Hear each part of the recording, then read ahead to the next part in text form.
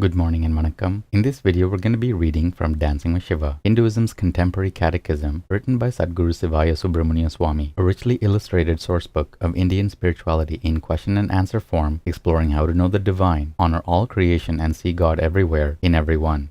Today's lesson is lesson 130, and we'll begin by reading the caption to the facing image. Holding a Shivalinga, Basavanna, a prime minister and Veerashaiva reformer, offers flowers for puja. The Agamas expound on worship, astrology, cosmology, and more. Behind, a man chases a serpent and a woman asks a beggar to return after her puja. Lesson 130. How are the Agamas significant today? Shloka 130. While the Vedas with myriad deities bind all Hindus together, the Agamas with a single supreme God unify each sect in a oneness of thought, instilling in adherents the joyful arts of divine adoration. Aum Namah Sivaya. Bhashya. God is love, and to love God is the pure path prescribed in the Agamas. Veritably, these texts are God's own voice admonishing the samsari, reincarnation's wanderer, to give up love of the transient and adore instead the immortal. How to love the divine, when and where, with what mantras and visualizations, and at what auspicious times, all this is preserved in the Agamas. The specific doctrines and practices of day-to-day Hinduism are nowhere more fully expounded than in these revelation hymns, delineating everything from daily work routines to astrology and cosmology. So overwhelming is agamic influence in the lives of most Hindus, particularly in temple liturgy and culture, that it is impossible to ponder modern Sanatana Dharma without these discourses. While many Agamas have been published, most remain inaccessible, protected by families and guilds who are stewards of an intimate hereditary knowledge. The Thirumandaram says, 9 are the Agamas of yore, in time expanded into 28. They then took divisions 3 into one truth of Vedanta Siddhanta to accord. That is Shuddha Shaiva, rare and precious. Aum Namah Sivaya.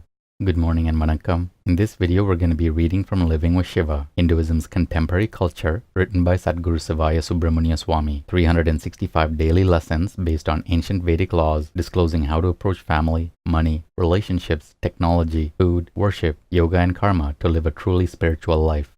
Today's lesson is lesson 130, and the topic is working in the world. A mother's place is within the home and not out in the world working. When she is in the home all day, she brings love and security to the children, sensitivity and stability to the husband. By raising her children, she changes the course of history. How does she do that? She raises strong children, good and intelligent children. They will grow up to be the great men and women in the community, the leaders of the nation. They will be the worthy farmers, artists, businessmen, the teachers, the doctors, the lawyers, the architects, the presidents, and most importantly, the spiritual leaders. They will be the good mothers, the homemakers and child raisers, scientists and inventors, pioneers and poets, artists and sculptors and creators in all dimensions of life. It is such men and women who change the course of human history. This is the great power held by the mother and by no one else to properly mold the mind and character of her children, and she trains her daughters to do the same by example and gentle guidance. Of course, she also holds the opposite power, expressed through neglect, to allow her children to grow up on their own, on the streets where they will learn a base life. Such children will as surely change society and human history, but negatively. They will be the common men and women, or fall into mental and emotional abysses, there to express the instinctive nature and become the exemplars of violence and lust, of dependence and crime. The very direction of mankind is right there in the early years, to be turned toward a great potential through love and attentiveness, or allowed to decay through neglect. The mother is the child's first guru, and she alone can shape the mind in those impressionable years. So you can all see the truth in the old saying, the hand that rocks the cradle rules the world. Take the case of a mother who is at home every day, morning and night, attending to her children. As she rocks the cradle, her love and energy radiate out to the infant, who then feels a natural peacefulness and security. She has time for the child, time to sing sweet lullabies and console when the tears come, time to teach about people, about the world, about the little things in growing up, time to cuddle for no reason except to express her love. On the other hand, the working mother has no time to do extra things. When the infant cries, she may, out of her own frustrations of the day, become impatient and scold him, demanding that he keep quiet. I told you to be quiet, she shouts. The infant doesn't even understand the language yet. You can imagine this helpless child's feelings as he receives an emotional blast of anger and frustration directed toward his gentle form. Where is he to turn? He cannot find refuge even in his mother's arms. What will the next generation be like if all the children are raised under such circumstances? Will it be strong and self-assured? Will it radiate kindness to others, never having had kindness given to it? Will it be patient and understanding? No, it is a proven fact that most prison inmates were seriously neglected or beaten as children. It is also a proven fact that nearly all parents who mistreat their children were themselves mistreated by their parents. Unless mothers care for and love their children, society will inherit an entire generation of frustrated adults who were once frustrated children. These will later be the people who rule the world. Then what happens? They in turn raise their children in the same manner, for that is the only example of parenthood they have. They will think that neglect is natural, that children can get along on their own from an early age or be raised by a governess or nurse at a daycare center. It's a circle. A childhood of neglect produces a bitter adult life. A childhood of love and trust produces a loving and happy adult life. Sutra 130 of the Nandinada Sutras, helping one another. Shiva's followers see that the spirit of helping and taking care of one another prevails between family and family, monastery and family. The group helps the individual and the individual helps the group. Aum Namah Sivaya. Good morning and vanakkam. In this video, we'll be reading from Merging with Shiva, Hinduism's Contemporary Metaphysics, written by Sadguru Sivaya Subramania Swami. 365 enlightenment lessons from a mystical master, revealing the depths of Raja Yoga, the clear white light, the states of mind, and the ultimate spiritual destiny of every seeker.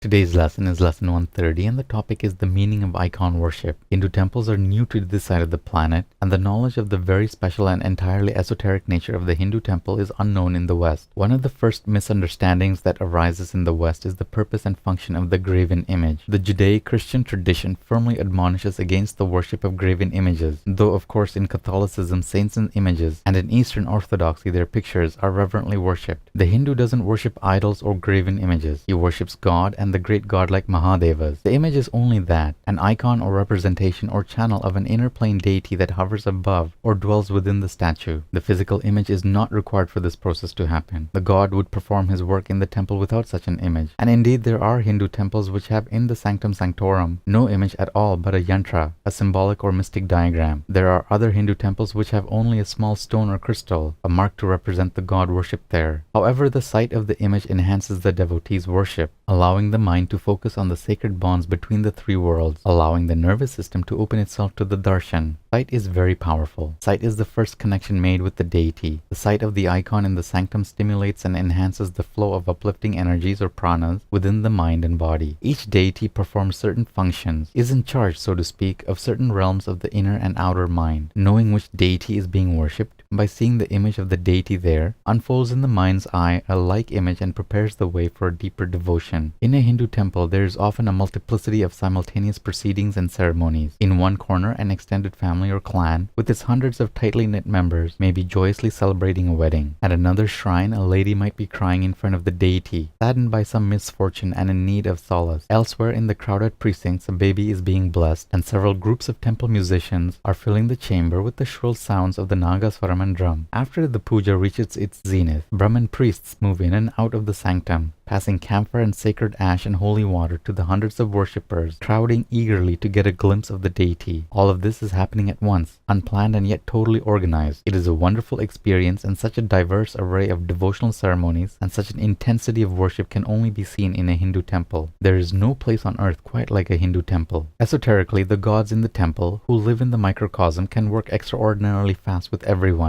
There is so much going on that everyone has the sense of being alone. The weeping woman is allowed her moment of mourning. No one feels that she is upsetting the nearby wedding. No one even notices her. The temple is so active, so filled with people, that each one is left to worship as he needs that day, to cry or to laugh, or to sing or to sit in silent contemplation in a far-off corner. And that's it for today's lesson. Take care of yourselves, have a beautiful day, and we'll see you in the next video. Om Namah Sivaya.